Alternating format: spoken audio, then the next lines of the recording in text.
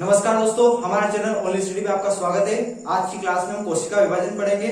अगर आपको कोशिका संरचना और कोशिका की बेसिक जानकारी के बारे में पढ़ना है तो हमारे पिछले वीडियो आप देख सकते हैं, जो हमने ओनली स्टडी के प्लेलिस्ट में डाल रखे हैं। आप वहां जाके कोशिका की संरचना और बेसिक जानकारी के बारे में देख सकते हैं और समझ सकते हैं। आज की क्लास में हम कोशिका विभाजन पढ़ रहे हैं, तो सबसे पहले हम देखेंगे कोशिका विभाजन को सबसे पहले किसने देखा।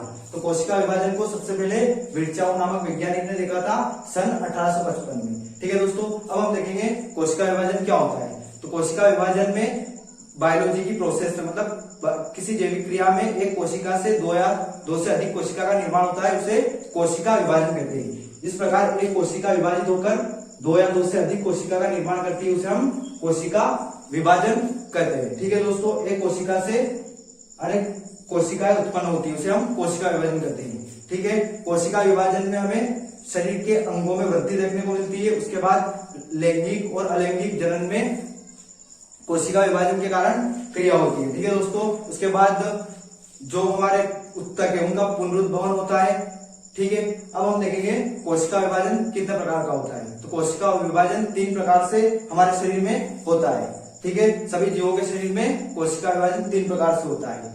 इसका एक प्रकार है, इसका पहला प्रकार है असूत्री विभाजन, और दूसरा समसूत्री, और तीसरा अर्धसूत्री विभाजन। 3 प्रकार से जीवों के शरीर में कोशिका विभाजन होता है। तो हम एक एक करके तीनों प्रकारों के बारे में पढ़ेंगे। ठीक है, सबसे पहले हम देखेंगे असूत्री विभाजन। ठीक है दोस्तों, सबसे पहले अर्धसूत्री विभाजन हम देख रहे हैं। तो असूत्री विभाजन आप सभी को पता ही होगा, कोशिका 2 प्रकार की होती है, प्रोकैरियोटिक कोशिका और यूकेरियोटिक कोशिका। ठीक है, प्रोकैरियोटिक कोशिका वह कोशिका है जिसमें कोशिका का विकास कम होता है, और यूकेरियोटिक कोशिका में कोशिका का विभाजन, मतलब कोशिका विकसित होती है, ज्यादा विकसित होती है। ठीक है, मतलब यूकेरियोटिक कोशिका, हमारे शरीर में भी यूकेरियोटिक कोशिका पाई जाती है, सभी पादप जीवों में यूकेरियोटिक कोशिका पाई जाती है। और प्रोकैरियोटिक कोशिका में कोशिका कम विकसित होती है यूकेरियोटिक कोशिका से। तो हम देखेंगे पहले असूत्री विभाजन। असूत्री विभाजन, असूत्री विभाजन प्रोकैरियोटिक कोशिका में पाया जाता है। ठीक है, प्रोकैरियोटिक कोशिका में असूत्री विभाजन पाया जाता है। ठीक है, प्रोकैरियोटिक कोशिका में हम जीव ले लेते हैं, जैसे जीवाणु, कवक, शैवाल, प्रोटोजोआ, इन सभी में प्रोकैरियोटिक कोशिका पाई जाती है। प्रोटोजोआ, कवक, शैवाल और जीवाणु, इनमें प्रोकैरियोटिक कोशिका पाई जाती है।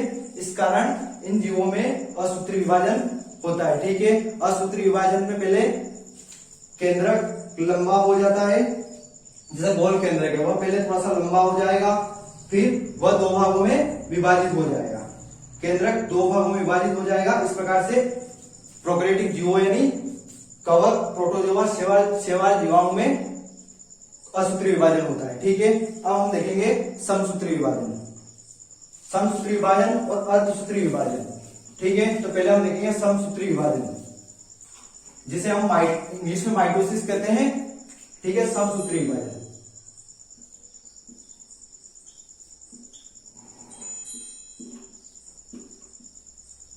समसूत्री विभाजन यानी माइटोसिस। सबसे पहले हम देखेंगे माइटोसिस शब्द किसने बनाया था, इसका नामांकन किसने किया था। माइटोसिस शब्द का नामांकन फ्लेमिंग वाल्थर नामक वैज्ञानिक ने किया था। फ्लेमिंग वाल्थर नामक वैज्ञानिक ने माइटोसिस शब्द की खोज की थी। ठीक है, अब हम देखेंगे समसूत्री विभाजन कैसे होता है, इसमें कौन कौन से, मतलब शरीर में इसका विभाजन किस प्रकार से होता है, यह शरीर में कौन कौन से कार्य करता है। तो समसूत्री विभाजन, सबसे पहले तो हम ये देखेंगे समसूत्री विभाजन कायिक कोशिका में होता है, मतलब शरीर के सभी भागों में समसूत्री विभाजन होता है। ठीक है, इसमें हमारे शरीर में अंगों का विकास होता है। ठीक है, अंगों की वृद्धि होती है, शिशु में वृद्धि होती है, कोई बच्चा छोटा है वह धीरे धीरे बड़ा होता है, तो वह समसूत्री विभाजन के कारण होता है। उसके बाद हमारे हाथ में कहीं चोट लग गई तो घाव हो जाता है, वह थोड़े दिन बाद हम देखते हैं वो घाव भर जाता है। तो वो किस कारण भर जाता है, वह समसूत्री विभाजन के कारण वह घाव भर जाता है। ठीक है, और इम्पोर्टेंट बात यह है कि यह कायिक कोशिका यानी सोमेटिक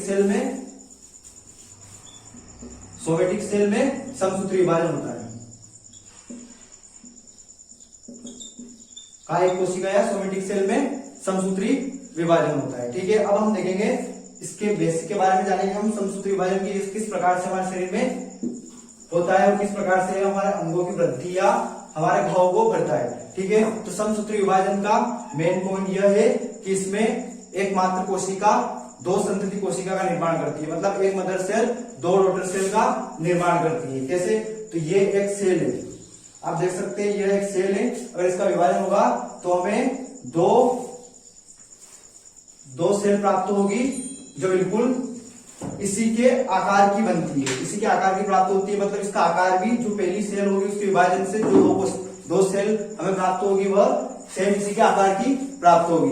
फिर हम बात करेंगे इसके गुणसूत्र के बारे में, तो हमें इसके गुणसूत्र भी सेम ही प्राप्त होंगे। अगर पहली के गुणसूत्र 46 है तो दोनों के गुणसूत्र 46 प्राप्त होंगे। तो इस प्रकार समसूत्री विभाजन में एक मदर सेल से दो डॉटर सेल प्राप्त होती है जो आकार में सेम होती है और गुणसूत्रों में भी वह सेम होती है। ठीक है दोस्तों, और माता की सेल के गुणसूत्र डॉटर सेल के गुणसूत्र से के बराबर होते हैं। ठीक है, और इनके आकार भी दोनों के सेम होते हैं। इस प्रकार हमारे शरीर में समसूत्री विभाजन होता है और यह कायिक कोशिका में होता है, मतलब यह शरीर के सभी भागों में समसूत्री विभाजन हमारे शरीर में होता है। ठीक है, अब हम तीसरा देखेंगे, जो तीसरा प्रकार है हमारा अर्धसूत्री विभाजन, हम उसे देखेंगे। अर्धसूत्री विभाजन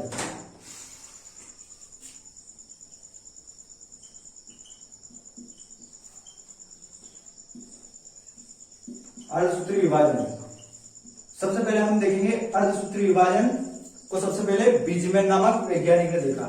उसने देखा बीजमैन नामक वैज्ञानिक ने सबसे पहले समसूत्री अर्धसूत्री विभाजन को देखा। ठीक है, हम इसे इंग्लिश में मियोसिस भी कह सकते हैं।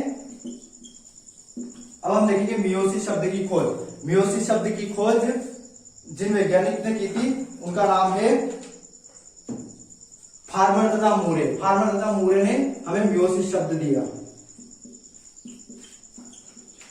फार्मर तथा मूरे। ठीक है दोस्तों, हम अर्धसूत्री विभाजन के बारे में देख रहे हैं। तो हम यह देख रहे हैं कि अर्धसूत्री विभाजन की खोज सबसे पहले बीजमैन नामक वैज्ञानिक थे, उन्होंने की थी। उसके बाद हम अर्धसूत्री विभाजन को मियोसिस भी बोलते हैं। तो मियोसिस शब्द की खोज फार्मर तथा मूरे ने की थी। अब हम देखेंगे अर्धसूत्री विभाजन के बारे में। तो अर्धसूत्री विभाजन जनन कोशिका यानी रिप्रोडक्टिव सेल में यह पाया जाता है। अर्धसूत्री विभाजन, ठीक है, यह जनन कोशिकाओं में पाया जाता है। जनन कोशिकाओं में अर्धसूत्री विभाजन होता है।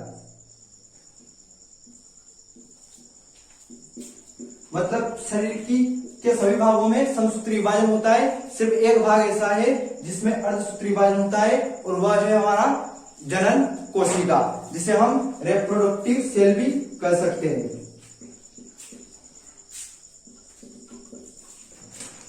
रिप्रोडक्टिव सेल में अर्धसूत्री विभाजन यानी मियोसिस होता है। ठीक है, अर्धसूत्री विभाजन जनन कोशिका में होता है।